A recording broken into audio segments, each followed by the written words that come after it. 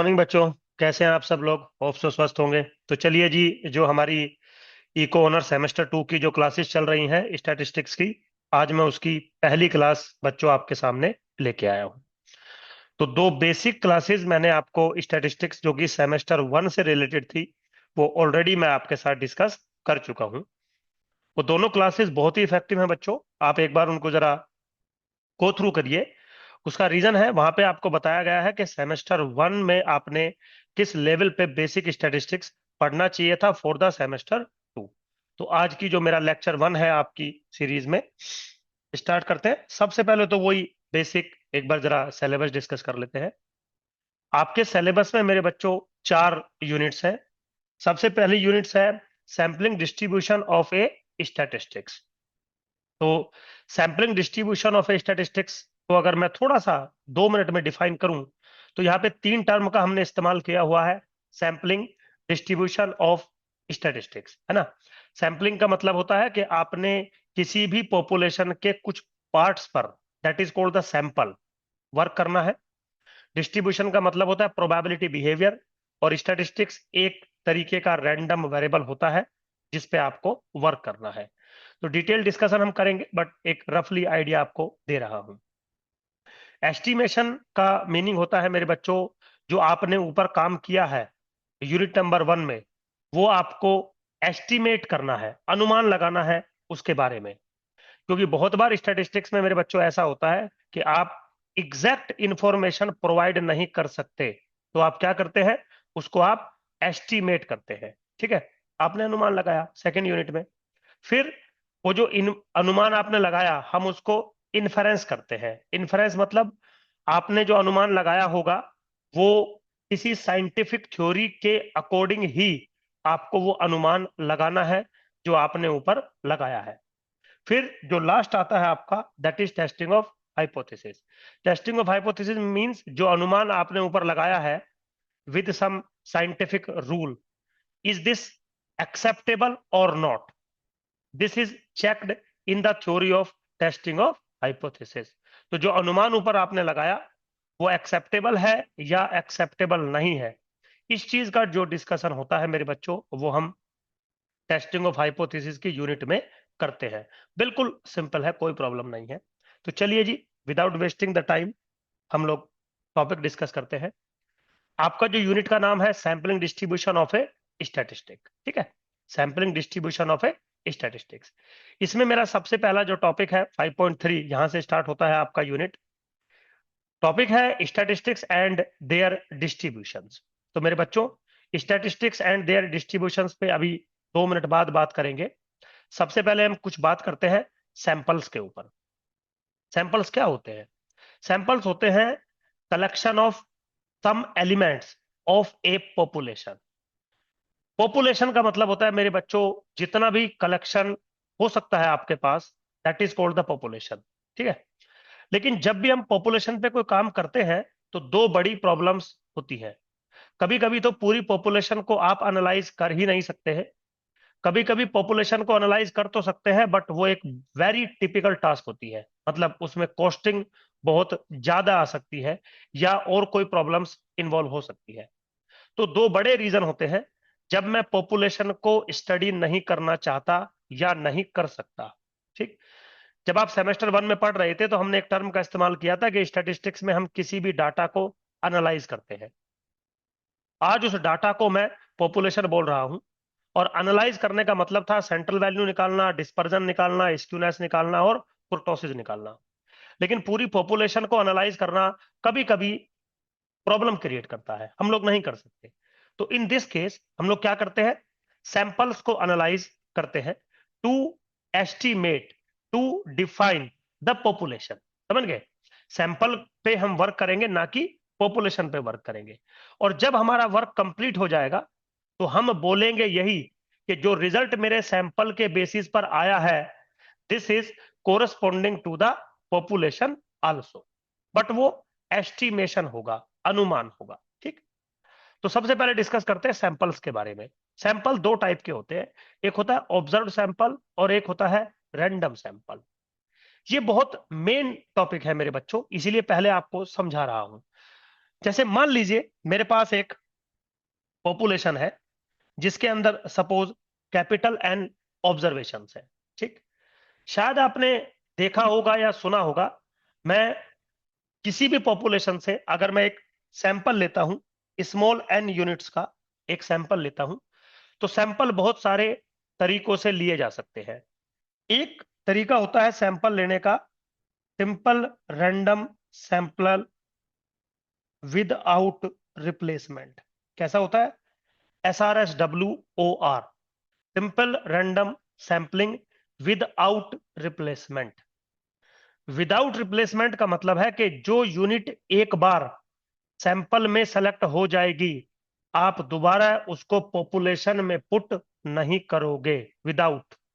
इसका मतलब है जो यूनिट एक बार सैंपल में सेलेक्ट हो गई, वो दोबारा कभी भी सैंपल के अंदर सेलेक्ट नहीं होगी।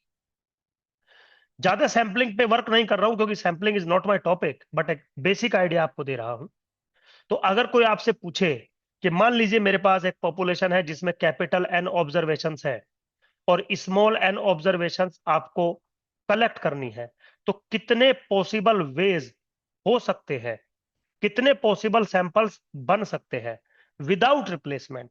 तो फॉर्मूला है मेरे बच्चों NCN। अगर मैं ऑर्डर्ड सैंपल्स की बात करता हूं तो NCN टोटल सैंपल्स बन सकते हैं विदाउट रिप्लेसमेंट। ऐसे ही मेरे बच्चों एक दूसरा तरीका होता है simple random sampling with replacement. With replacement का मतलब है कि जो यूनिट एक बार सैंपल में सेलेक्ट हो गई, आपने उसको नोट कर लिया और फिर से आप उसी सैंपल यूनिट को दोबारा आपने पॉपुलेशन के अंदर पुट कर दिया। उससे क्या होगा? उससे एक चांसेस ये बन सकता है कि जब आप दूसरी यूनिट सेलेक्ट करें, तो वो जो आपने यूनिट पहले सेलेक्ट करी थी, दोबारा भी वही यूनिट फिर से सेलेक्ट हो जाए।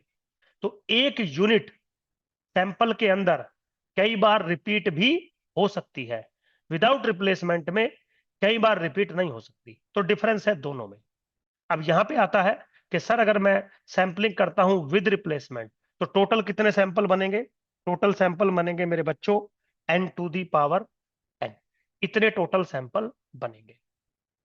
तो सबसे पहले हमने थोड़ा सा एक लिटिल बिट डिस्कशन किया कि सैंपल जो होते हैं वो किस तरीके से हम कैलकुलेट करते हैं। दो तरीके से कैलकुलेट किए जाते हैं, simple random sampling without replacement और simple random sampling with replacement. बच्चों बिल्कुल सिंपल है, बिल्कुल सिंपल है। अब देखिए, अब बारी आती है जो मैंने टॉपिक डाला था, ऑब्जर्व्ड सैंपल और रैंडम सैंपल। देखिए होता क्या है, मान लीजिए आपके पास एक पॉपुलेशन है जिसका साइज है N। अब आपने किसी भी तरीके से सैंपल सेलेक्ट किया हो, उससे मुझे कोई मतलब नहीं है। आप ये कह रहे हो कि मैंने एक सैंपल सेलेक्ट कर लिया।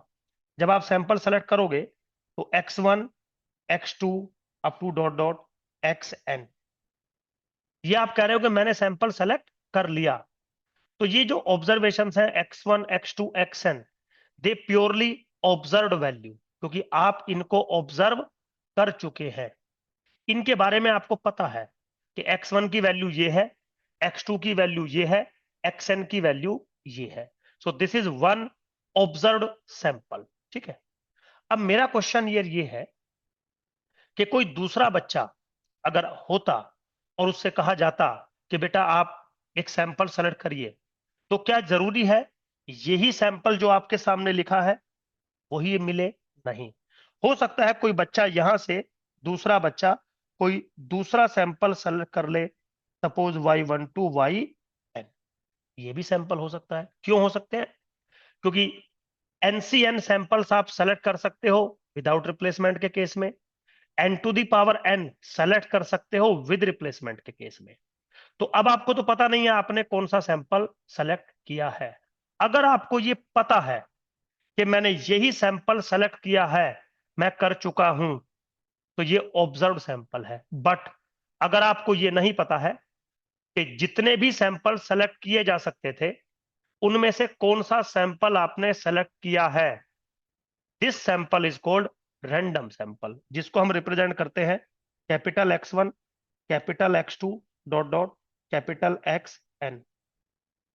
मीन्स व्हाट, कि यहां पे आप सिर्फ सैंपल को रिप्रेजेंट कर रहे हैं by capital X1, capital X2, capital XN, जिसकी वैल्यूज आपको पता नहीं है।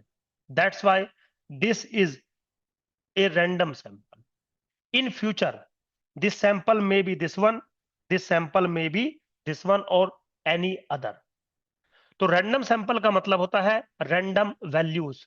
रैंडम वैल्यूज का मतलब है कि इनकी वैल्यूज फिक्स नहीं है, ये वैल्यूज कुछ भी हो सकती है। ऑब्जर्व का मतलब है कि ये वैल्यूज फिक्स है बिल्कुल। जैसे फॉर एग्जांपल, मान लीजिए आपको इंडियन बॉयज की एवरेज हाइट चाहिए, तो अब जितने भी इंडियन बॉयज हैं उन सब पर तो आप वर्क कर नहीं सकते। तो मैंने बोला आप एक काम करो, 5 यूनिट का सैंपल ले लीजिए, only 5 units from the Indian population, और उसके बेसिस पर आप इंडियन बॉयज की हाइट बताइए। तो वेरी सिंपल, आप कोई भी 5 उठा सकते हैं बच्चे, लेकिन अब वो बच्चे जब तक आप पिक नहीं कर रहे हो तब तक आप एक रैंडम नोटेशन दे रहे हो मुझे। सर, पहले स्टूडेंट की हाइट सपोज X1, दूसरे स्टूडेंट की height suppose X2, up to dot dot, fifth student की हाइट सपोज X5। तो आपने ये चूज नहीं किया है, यू जस्ट रिप्रेजेंट।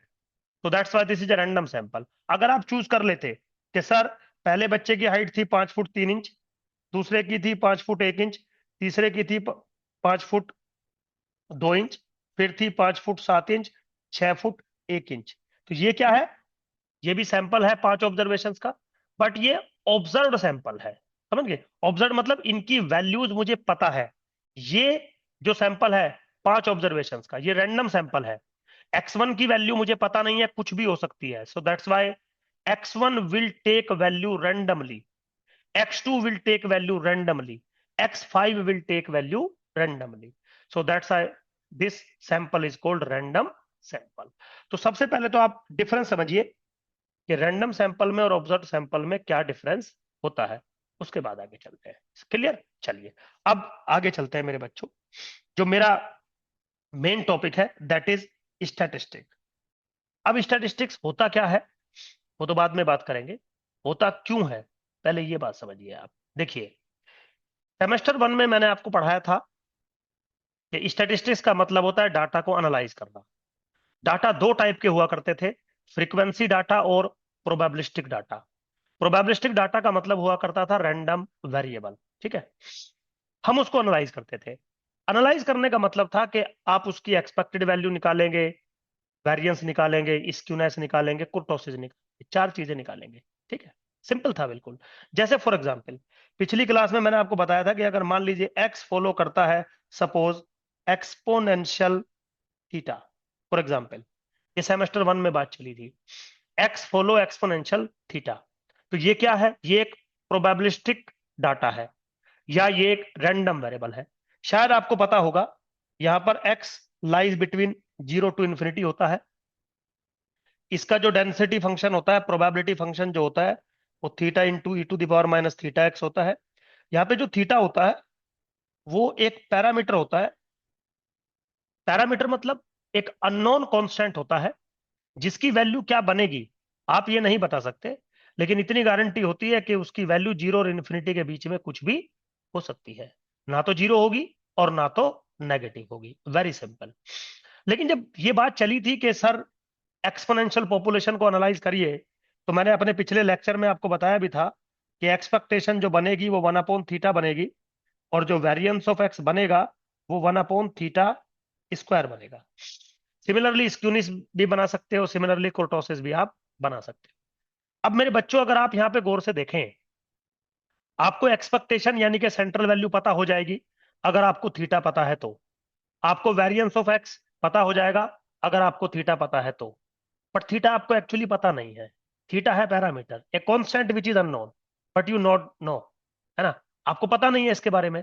तो हम क्या करते हैं, हम थीटा के बारे में एस्टिमेशन करते हैं, हम थीटा के बारे में अनुमान लगाते हैं। समझ गए? अनुमान ऐसे आप कोई तुक्का नहीं मार सकते हैं, क्योंकि जो सब्जेक्ट आप पढ़ रहे हो वो एक साइंस का सब्जेक्ट है। तो आपको मैथमेटिकली स्टैटिस्टिकली एक करेक्ट डिसीजन, करेक्ट एस्टिमेशन करना होगा। बिल्कुल सिंपल है। तो अब बारी आती है सुधीर सर, अनुमान हम कैसे लगा सकते हैं? देखो मेरे बच्चों, जो ये रैंडम वेरिएबल आपको दिखाई दे रहा है, जिसको मैं एक्सपोनेंशियल रैंडम वेरिएबल कह रहा हूं, ये एक्चुअली में एक पॉपुलेशन है जिसकी वैल्यूज 0 और इन्फिनिटी के बीच में कुछ भी हो सकती है। कोई बात नहीं, कुछ भी हो सकती है सर। अब हम जब भी पॉपुलेशन के बारे में अनुमान लगाते हैं तो हम on the basis of sample लगाते हैं। तो इसका मतलब हम क्या करेंगे, हम यहां से एक रैंडम सैंपल कलेक्ट करेंगे। इस पॉपुलेशन से मैं एक रैंडम सैंपल कलेक्ट करूंगा। क्या करूंगा? रैंडम सैंपल कलेक्ट करूंगा। मान लो I call this random sample dot dot this one. मेरे बच्चों, रैंडम सैंपल में जो ऑब्जर्वेशन होती है, x1 x2 xn, वो वेरिएबल होती है, ऑब्जर्व्ड वैल्यू नहीं होती। ये इसीलिए इनको रैंडम वेरिएबल कहा जाता है। तो रैंडम सैंपल के जितनी भी ऑब्जर्वेशन होंगी, x1 x2 xn, they are all random variables. और क्योंकि ये रैंडम सैंपल है तो इसमें खास बात होती है। सबसे पहला तो x1 x2 dot dot xn are independent. अगर ये रैंडम सैंपल है तो दीज ऑब्जर्वेशंस आर इंडिपेंडेंट। बिल्कुल सिंपल है, आपने शायद सेमेस्टर 1 में पढ़ा होगा। तो रैंडम वेरिएबल इंडिपेंडेंट तब होते हैं जब एक के वैल्यू या एक की प्रोबेबिलिस्टिक बिहेवियर दूसरे रैंडम वेरिएबल के प्रोबेबिलिस्टिक बिहेवियर पर डिपेंड ना करता हो। ये मतलब होता है इंडिपेंडेंसी का। दूसरी टर्म आती है x1 x2 dot dot xn are identical. Identical का मतलब होता है मेरे बच्चों, they comes from a same population. तो वो तो मैं यहां पे कह ही रहा हूं कि मेरे पास एक एक्सपोनेंशियल पॉपुलेशन है जिससे मैंने ये सैंपल लिया है। तो रैंडम सैंपल दो चीजों से मिलकर बनता है। एक तो जो रैंडम वेरिएबल्स आप ले रहे हो सैंपल के अंदर, वो इंडिपेंडेंट होने चाहिए, और दूसरा आइडेंटिकल होने चाहिए। इंडिपेंडेंट का मतलब है एक की प्रोबेबिलिटी बिहेवियर दूसरे की प्रोबेबिलिटी बिहेवियर पे डिपेंड ना करता हो। आइडेंटिकल का मतलब होता है all comes from a same population, सारे के सारे डिस्ट्रीब्यूशन सेम पॉपुलेशन से होने चाहिए। ठीक है बेटा। अब क्या होता है, जब आप थीटा के बारे में अनुमान लगाना चाहेंगे या थीटा को एस्टिमेट करना चाहेंगे on the basis of this random sample, तो आप क्या करेंगे, इस रैंडम सैंपल का कोई भी एक फंक्शन बनाएंगे। जो कैसे बनाएंगे वो बाद की बात है, but first I am creating a function of random observations या a function of random sample, and this function of random observation random sample is called statistic. तो स्टैटिस्टिक का क्या डेफिनेशन बना?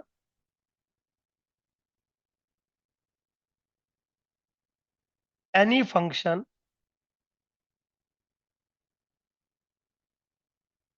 Of random sample is called statistic और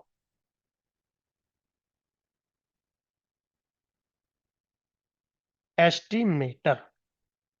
इसको मेरे बच्चों हम एस्टिमेटर भी कहते हैं। एस्टिमेटर क्यों कहते हैं? क्योंकि इसके थ्रू आप थीटा की वैल्यू को एस्टिमेट करोगे, अनुमान लगाओगे। जैसे फॉर एग्जांपल, मान लीजिए आपसे कहा जाए इंडियन बॉयज की एवरेज हाइट बताइए, तो आप क्या बोलोगे? सुधीर सर देखो, सारे इंडियन बॉयज की हाइट को मेजर करना तो पॉसिबल नहीं है, बट एक काम कर लेते हैं हम। मान लीजिए आपकी ये इंडियन पॉपुलेशन है बॉयज की, इसमें से हम सपोज कुछ बॉयज कलेक्ट कर लेते हैं। सपोज एक्स 100, मतलब 100 बॉयज का सैंपल कलेक्ट करेंगे। तो सैंपल मैंने अभी कलेक्ट नहीं किया है, बस बोला है कि x1 इज फर्स्ट बॉयज का height, x2 is second boys का हाइट, x100 इज 100 बॉयज का हाइट। और फिर आप ये कहेंगे कि सुधीर सर हम एक काम करते हैं, ये जो सैंपल लिया हमने, सो कॉल्ड रैंडम सैंपल, इसकी हम एवरेज हाइट निकालेंगे। तो कैसे निकालेंगे?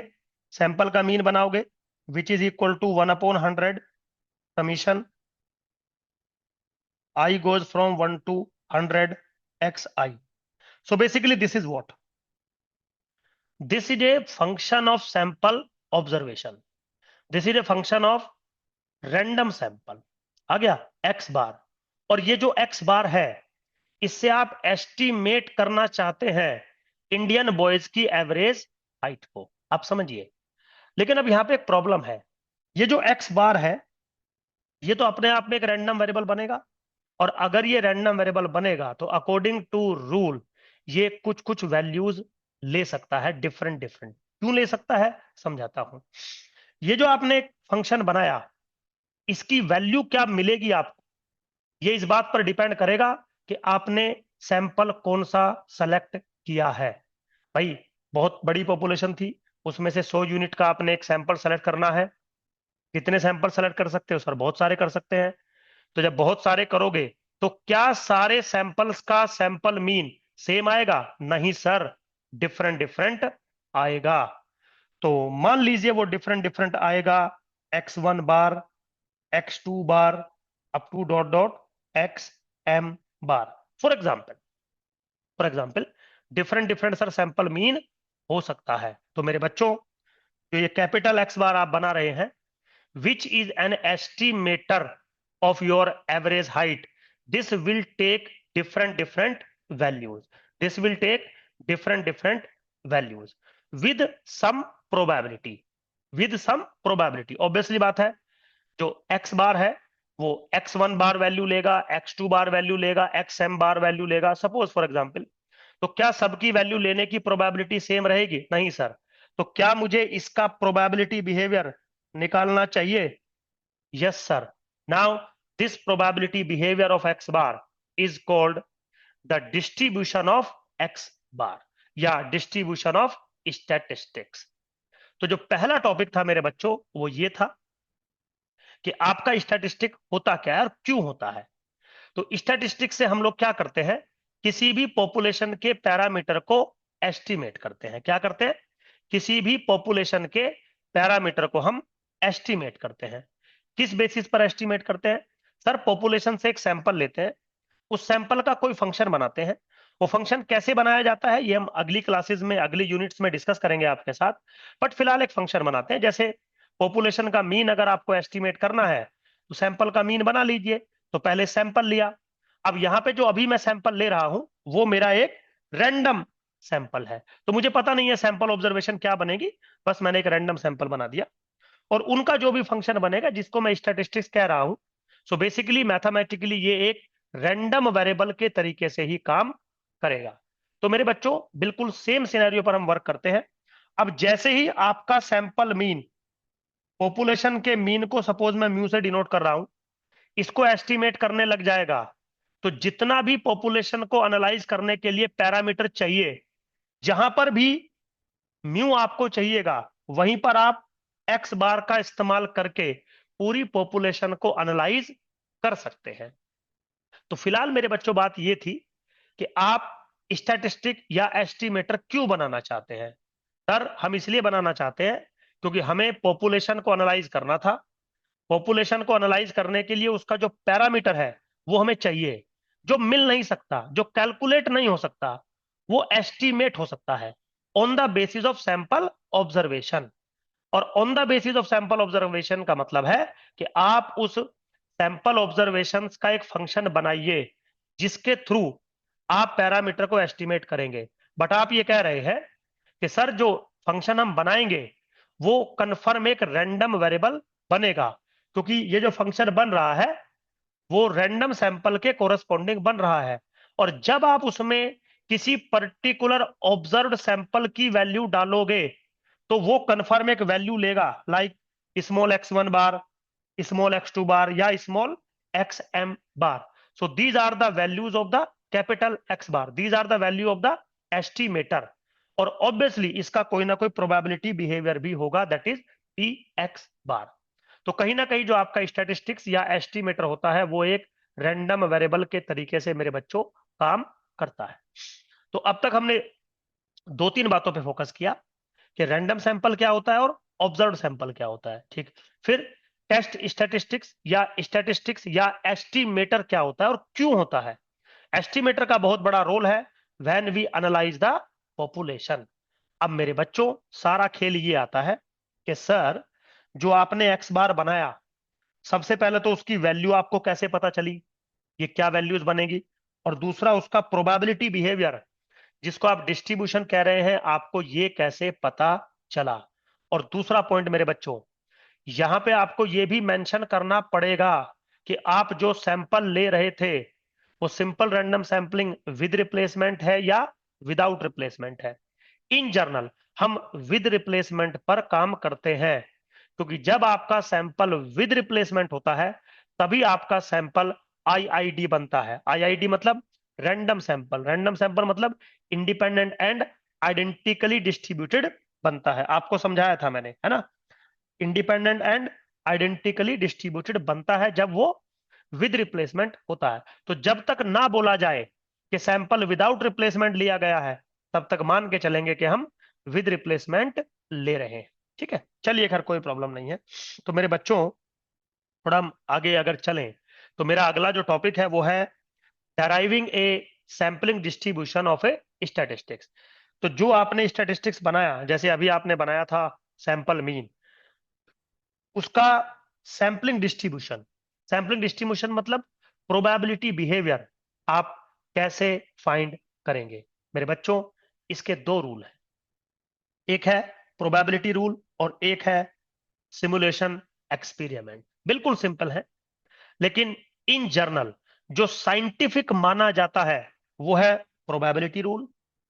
लेकिन प्रोबेबिलिटी रूल को अप्लाई करना कभी कभी एक टिपिकल टास्क हो जाता है, उतना इजीली ये बन नहीं पाता, इसकी कुछ प्रॉब्लम्स क्रिएट हो जाती हैं। इन दिस केस हम सिमुलेशन एक्सपेरिमेंट का इस्तेमाल करके अपने टेस्ट स्टैटिस्टिक्स का डिस्ट्रीब्यूशन बनाते हैं। जैसा कि मैंने अभी आपको बताया था कि भाई मान लीजिए फॉर एग्जांपल कि एक्स कोई रैंडम वेरिएबल है, जो भी आपका मन करे रैंडम वेरिएबल आप ले सकते हो। And suppose this lies between 0 to ∞, है ना, दिस लाइज बिटवीन 0 to ∞। और वो सपोज कुछ या डिस्क्रीट का, चलो एक केस लेके दिखाता हूं आपको। मान लीजिए एक्स एक रैंडम वेरिएबल है and this follow Poisson lambda. अब गौर से समझिए आप, this follow the Poisson lambda. अब पॉइजन लैम्डा मैंने पिछली अपने लेक्चर में आपको समझा चुका हूं मैं। सेमेस्टर 1 में आपने ऑलरेडी पॉइजन लैम्डा पर वर्क कर रखा है। Very simple. तो आप क्या कहेंगे, Sudhir sir X will take value 0 1 2 3 up to dot dot infinity, और इसका पी एक्स क्या होगा, e to the power minus lambda lambda to the power X upon X factorial. और मैं बोलूं भाई इसको एनालाइज कर दो आप। तो इसको एनालाइज करने का मतलब है, मान लीजिए आप एक्सपेक्टेशन ऑफ एक्स निकालना चाहते हैं तो लैम्डा आएगा। यहाँ पर लकीली वेरिएंस ऑफ एक्स भी लैम्डा होता है, तो कहीं ना कहीं आपको लैम्डा चाहिए। ठीक, तो मैं अगर ये कह दूं कि भाई यहां से आप एक रैंडम सैंपल ले लीजिए, x1 x2 dot dot xn, समझ गए, और फिर आप इसका सैंपल मीन बनाइए एक्स बार, और इससे आप लैम्डा को एस्टिमेट करिए। समझ गए, तो जो एक्स बार बनेगा वो स्टैटिस्टिक्स बनेगा। अब इस एक्स बार का प्रोबेबिलिटी डिस्ट्रीब्यूशन क्या होगा वो मुझे नहीं पता है, तो इस केस में मुझे वो निकालना है, इसीलिए टॉपिक का नाम था sampling distribution of a statistics. अब मेरे बच्चों दो रूल मैंने बताए, प्रोबेबिलिटी रूल और सिमुलेशन एक्सपेरिमेंट। बिल्कुल सिंपल है। जनरली हम थ्योरेटिकली प्रोबेबिलिटी रूल पर काम करते हैं, प्रैक्टिकली हम सिमुलेशन एक्सपेरिमेंट पर वर्क करते हैं, बट कोई प्रॉब्लम नहीं है, दोनों के बारे में हम जानेंगे। आगे चलते हैं। जो प्रोबेबिलिटी रूल है आज की क्लास में मैं वो आपके साथ मेरे बच्चों डिस्कस करूंगा। वेरी सिंपल, मैं क्वेश्चन ऑलरेडी लिख के लाया हूं ताकि आपका जो टाइम वेस्ट ना हो। क्या कह रहा है वो, प्रोबेबिलिटी डिस्ट्रीब्यूशन मतलब जो पॉपुलेशन है आपकी, उसका प्रोबेबिलिस्टिक बिहेवियर मुझे पता है। ठीक है, जो भी पॉपुलेशन है, अब आपने उसमें से क्या सैंपल लिया, क्या स्टैटिस्टिक्स बनाया, वो थोड़ा देखते हैं एक बार, है ना। तो सबसे पहला है प्रोबेबिलिटी रूल। प्रोबेबिलिटी रूल में पहला केस है मेरा discrete population, discrete random variable, discrete distribution.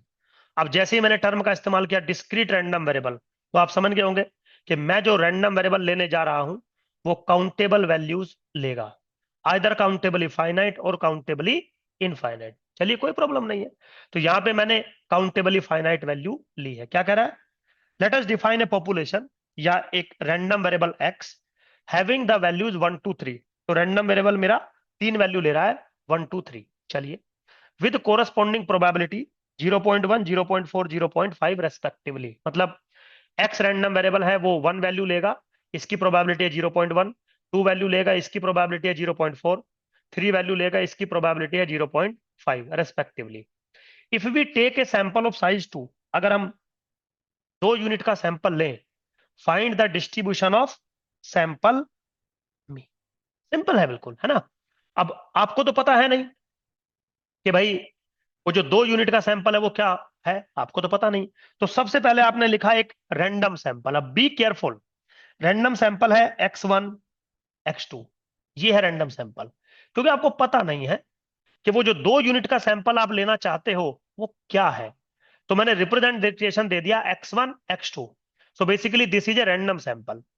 अब बारी आती है कितने ऑब्जर्व्ड सैंपल लिए जा सकते हैं। ऑब्जर्व्ड सैंपल बहुत सारे लिए जा सकते हैं, मैंने बता रखा है। अगर जब तक ना बोला जाए तो समझ लीजिएगा कि मैं simple random sampling with replacement काम कर रहा हूं। इसका मतलब है कि एक सैंपल यूनिट 2 बार भी सैंपल के अंदर आ सकती है।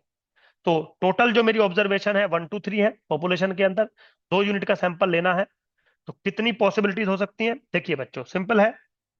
1 1 1 2 1 3, 2 1 2 2 2 3, 3 1 3 2 3 3।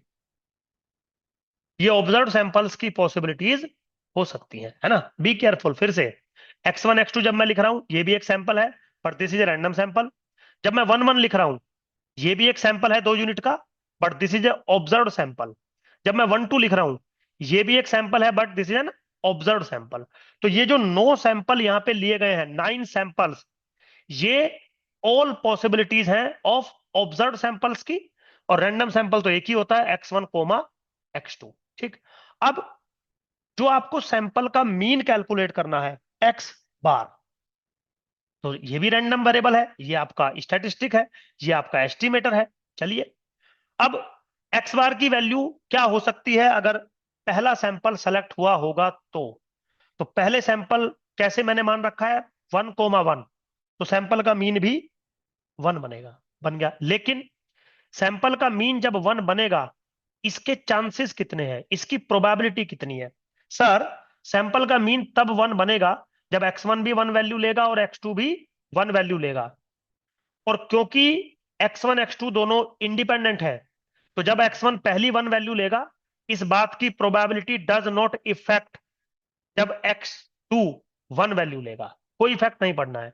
इसका मतलब मेरे बच्चों ये हुआ कि probability that x1 will take value 1 or x2 will take value 1 is equal to probability that x1 will take value 1 into probability that x2 will take value 1। समझ गए? दोनों का मैंने मल्टीपल कर देना है। और x1 will take value 1 की प्रोबेबिलिटी क्या है? 0.1। तो मल्टीपल करोगे तो 0.01। तो मेरे बच्चों, यहां पे जो मेरा जो आएगा सिनेरियो, दिस इज व्हाट, 0.01। समझ गए क्यों? क्योंकि x1 भी 1 वैल्यू ले रहा है, x2 भी 1 वैल्यू ले रहा है, एंड है, एंड मतलब मल्टीपल है, और क्योंकि इंडिपेंडेंट है तो वर्क हो जाएगा। अब सिमिलरली x1 1 वैल्यू ले एंड x2 2 वैल्यू ले, तो 1 वैल्यू लेने की प्रोबेबिलिटी है 0.1 और 2 वैल्यू लेने की है 0.4। तो मल्टीपल करोगे तो क्या आएगा? 0.04। सिंपल है मेरे बच्चों। सिमिलरली 0.05। अब 2 1 की वैल्यू 0.04, 2 2 की वैल्यू 0.16। आप देख सकते हैं 2 3 की वैल्यू 0.20, है ना बेटा? 3 1 की वैल्यू, 3 1 कब लेगा? जब 3 और 1 वैल्यू लेगा। तो 3 1 की वैल्यू क्या हो सकती है मेरे बच्चों? 0.05, 0.20, और 3 3 की 0.25। क्योंकि 3 पे वैल्यू 0.5 है ना, तो मल्टीपल करोगे तो कुछ ऐसा डिस्ट्रीब्यूशन आपका बन जाएगा। अब कोरस्पॉन्डिंग मीन निकालिए। जब x1 की वैल्यू 1 है और x3 की वैल्यू, सॉरी x2 की वैल्यू 2 है, तो 2 + 1 3, 3/2, तो 3/2। तो दिस इज 3/2, फिर अगेन 2, फिर अगेन 3/2, फिर 2, फिर 5/2 मेरे बच्चों, फिर 2, फिर 5/2 एंड 3। आ गया। सिंपल है बिल्कुल, अगर आप थोड़ा सा देखें तो एक टेबल सी मैंने बना दी, जिसमें मैंने कह दिया कि पॉसिबल जो ऑब्जर्व सैंपल हैं वो ये हैं, उनके कोरस्पॉन्डिंग प्रोबेबिलिटी आपको मिल गई, और एक्स बार की वैल्यू आपको मिल गई। अब आप अगर गौर से देखें तो एक्स बार की वैल्यू या तो 1 है, या तो 1.5 है, या तो 2 है, या फिर 2.5 है, और या फिर 3 वैल्यूज है। तो मैं यहां पे ये लिख सकता हूं कि मेरे बच्चों, जो आपने एक्स बार बनाया which is 1/2 x1 plus x2, that is sample mean. तो एक्स बार मेरा क्या क्या वैल्यू ले रहा है बच्चों? एक्स बार वैल्यू ले रहा है 1, 1.5, 2, 2.5 एंड 3।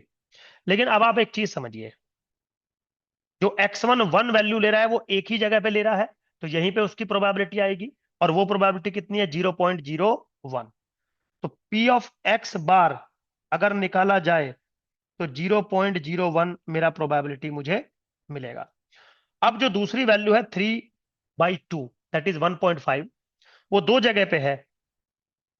फर्स्ट, या सॉरी, ये थर्ड रो और फिफ्थ रो, दो जगह पे है। तो दोनों की प्रोबेबिलिटी का आपको सम करना पड़ेगा, क्योंकि 3/2 का एक चांसेस है विद प्रोबेबिलिटी 0.04, और 3/2 का एक और चांसेस है विद प्रोबेबिलिटी 0.04।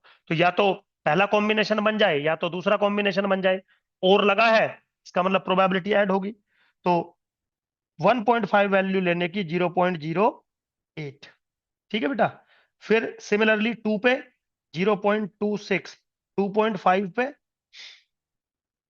2.5 पे 0.40, और 3 पे है मेरे बच्चों 0.25। आप चेक कर सकते हैं, और चेक करने के लिए आप इनका सम भी करके देख सकते हैं। मतलब सम अगर करेंगे तो टोटल सम जो है मेरा 1 के बराबर बनना चाहिए। बिल्कुल सिंपल है। एक बार चलो मैं रीचेक कर सकता हूँ।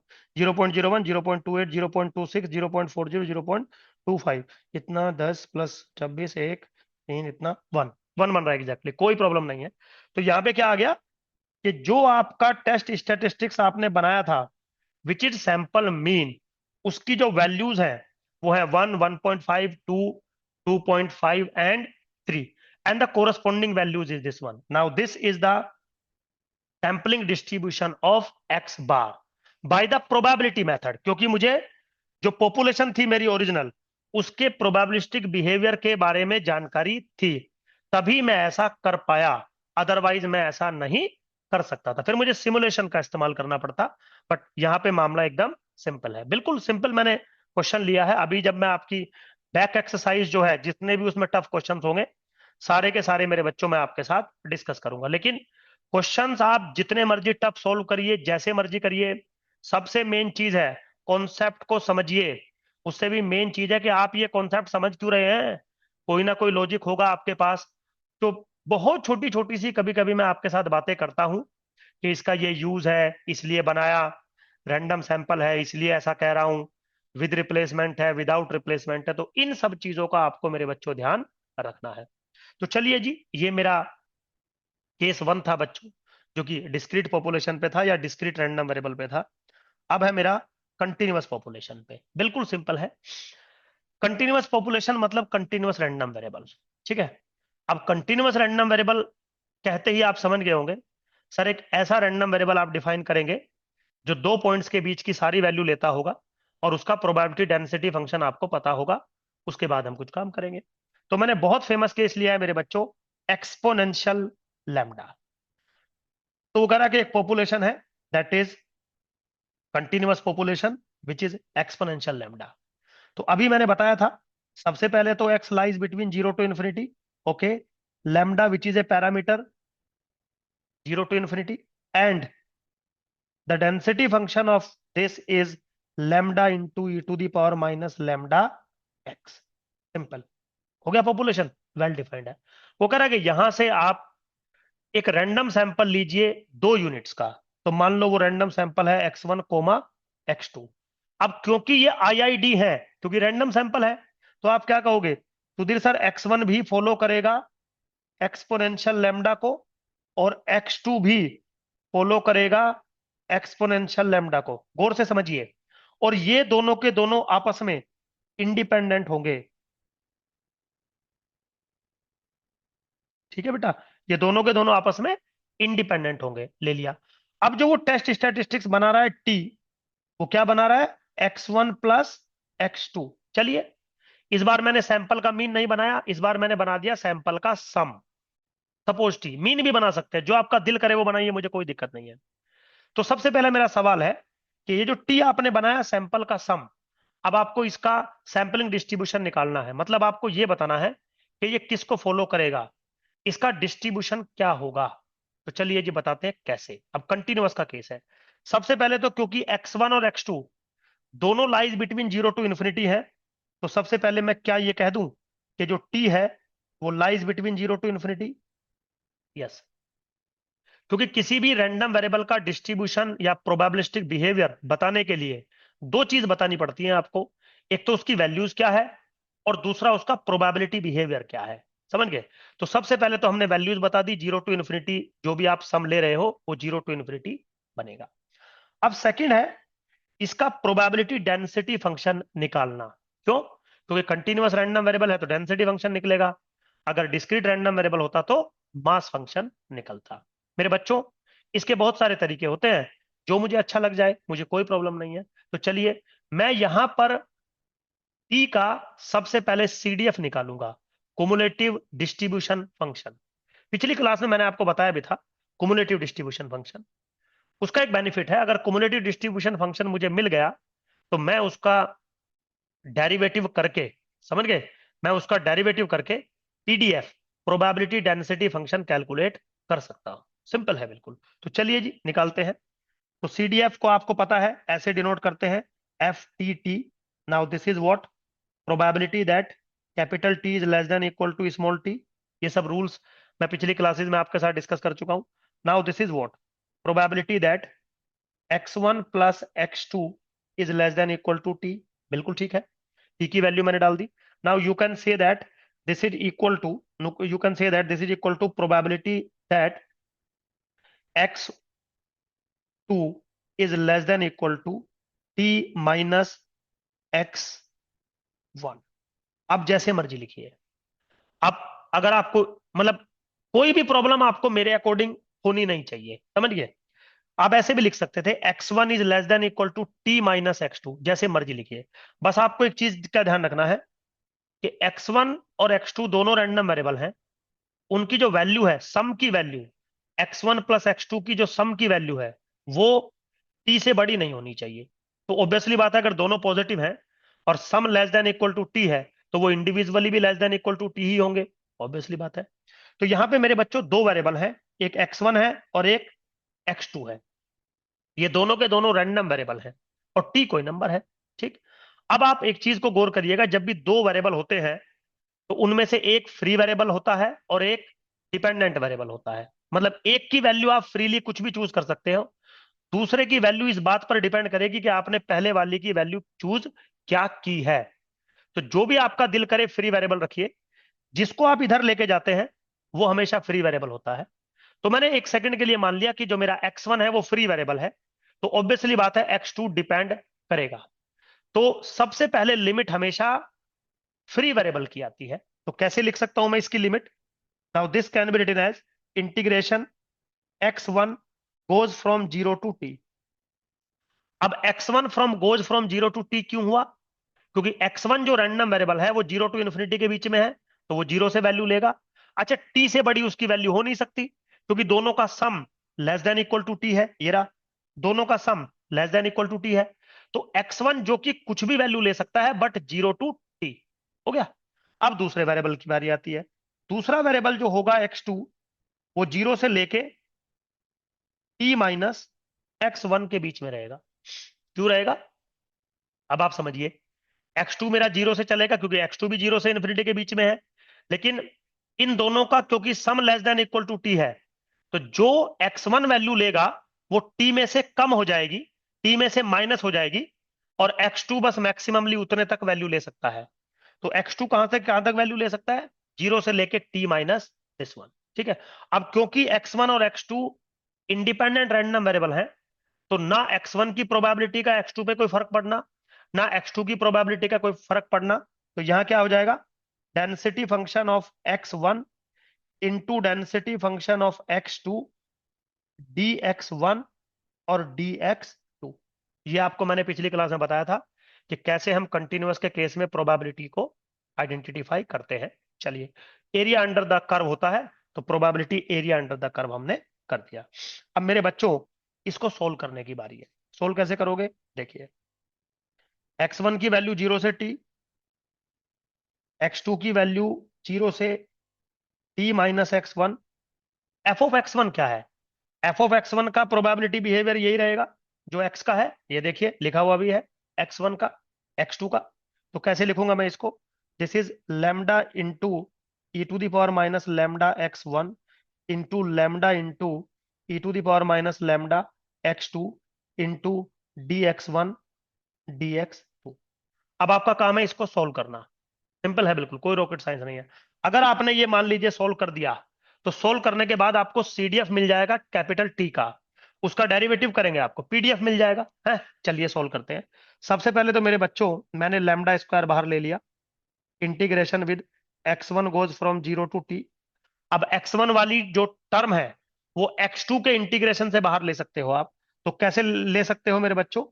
This is e to the power minus lambda x1 bracket integration x2 goes from 0 to t minus x1 e to the power minus lambda x2 dx2 bracket close dx1, क्योंकि बाद में आपको x1 के रेस्पेक्ट में integrate करना पड़ेगा। तो चलिए जी इंटीग्रेट कर देते हैं थोड़ा सा। Now this is lambda square बाहर मेरे बच्चों, x1 goes from 0 to t e to the power minus lambda x1, अंदर वाले को इंटीग्रेट करो तो आएगा e to the power minus lambda x2 divided by minus के lambda 0 to T minus x1 into dx1। ठीक है बेटा, ये सब इंटीग्रेशन के सिंपल रूल है, इसमें मैं कुछ ज्यादा नहीं कहूंगा आपसे। चलिए, यहां से एक लैम्डा से एक लैम्डा कैंसिल आउट हो जाएगा, तो x1 goes from 0 to t, एक लैम्डा मुझे यहां से मिल गया। जब मैं ऊपर वाली वैल्यू डालूंगा तो ये मेरा आ जाएगा e to the power minus lambda x bracket 1 minus e to the power minus के lambda into T minus x1 bracket close dx1। अब आपको क्या करना है? अब आपको x1 के रेस्पेक्ट में करना है, लेकिन पहले थोड़ा सा इसको ओपन कर लेना। कैसे ओपन कर लेना? देखिए, now this can be written as integration with x1 goes from 0 to t, okay, lambda into e to the power minus lambda x1, okay. Now minus lambda यहां पे आ जाएगा मेरा, और ये मुझे क्या मिल जाएगा? E to the power minus lambda T, क्योंकि e to the power minus lambda x1 से ये plus e to the power lambda x1 cancel out हो जाएगा dx1। तो क्या मिला मुझे फाइनली? x1 0 to 2 lambda e to the power minus lambda x1 minus lambda e to the power minus के लैम्डा टी dx1। अब लैम्डा टी ये वाली टर्म तो कांस्टेंट है ना, तो कांस्टेंट के हिसाब से बिहेव करेगी। ये वाली टर्म में x1 है और इंटीग्रेशन में x1 के रेस्पेक्ट में कर रहा हूं। तो मेरे बच्चों, जब आप इसको सोल्व करोगे तो वैल्यू आ जाएगी 1 minus e to the power minus के lambda T minus lambda T e to the power minus lambda T. ये आ गया आपका पीडीएफ, एफ टी टी। अब आपको क्या करना है? इसका पीडीएफ निकालना है। तो स्मॉल एफ टी टी अगर आपको निकालना होगा तो डेरिवेटिव कर देंगे आप टी के रेस्पेक्ट में, क्योंकि ये रूल है, इसमें मैं कुछ नहीं कह रहा हूं। तो वैल्यू जो मेरी मिल के आएगी वो आएगी lambda square into T into e to the power lambda T. Now this is the density function of your T, which is the summation of two random observation x1 and x2। ठीक है बेटा, बिल्कुल simple था। तो आप आज की जो हमने क्लास में डिस्कस किया वो क्या किया कि आपको एक पॉपुलेशन को एनालाइज करना था, जिसका मतलब है कि पॉपुलेशन के पैरामीटर को आपको एस्टिमेट करना है। एस्टिमेट बाद में कर देना, पहले आप ये बताइए कि आप कैसे एस्टिमेट करेंगे। सर हम एक सैंपल के बेसिस पर एस्टिमेट करेंगे उसको, तो सैंपल को देख के तो एस्टिमेट करेंगे नहीं। सर हम एक सैंपल का फंक्शन बनाएंगे जो कि अपने आप में एक रैंडम सैंपल बनेगा, क्योंकि जो हम फंक्शन बनाएंगे वो रैंडम सैंपल का फंक्शन बनाएंगे, और वो जो रैंडम वेरिएबल बनेगा उसको हम स्टैटिस्टिक्स बोलेंगे या एस्टिमेटर बोलेंगे। फिर हम उस एस्टिमेटर या स्टैटिस्टिक का डिस्ट्रीब्यूशन, प्रोबेबिलिस्टिक बिहेवियर कैलकुलेट करेंगे, जिसमें दो चीजें चाहिए, एक तो वो वैल्यू क्या लेता है और एक उसका प्रोबेबिलिटी बिहेवियर क्या है। अब वो वैल्यू क्या लेगा और प्रोबेबिलिटी बिहेवियर क्या होगा, ये इस बात पर डिपेंड करता है कि सैंपल आपने किस पॉपुलेशन से लिया है। लेकिन यहाँ पे और थोड़ा हमें डीप जाना पड़ेगा। आपको पहले ये भी बताना पड़ेगा कि पॉपुलेशन जिससे सैंपल लिया जा रहा है वो डिस्क्रीट है या कॉन्टिन्यूअस है। तो मैंने दोनों के एग्जाम्पल लिए, एक मैंने डिस्क्रीट पॉपुलेशन लिया और एक मैंने कॉन्टिन्यूअस पॉपुलेशन भी लिया, और वहां से जो सैंपल लिए मैंने दो दो ऑब्जर्वेशन के फॉर एग्जाम्पल, उनसे स्टैटिस्टिक्स मैंने बनाए और उनका सैंपलिंग डिस्ट्रीब्यूशन मैंने कैलकुलेट किया। तो डिस्क्रीट वाले का अलग तरीके से कैलकुलेट हुआ है, मतलब तरीका सेम है बट डिफरेंट डिफरेंट तरीके से आप चीजों को बना सकते हो मेरे बच्चों। तो अगली क्लास में मेरे बच्चों, इस क्लास को मैं यही खत्म करता हूं क्योंकि ज्यादा लेंथी वीडियो नहीं बनाऊंगा। अगली क्लास में मैं कुछ और क्वेश्चंस जो आपकी बैक एक्सरसाइज के हैं उन पे सोल्व करूंगा, उनको मैं सोल्व करूंगा।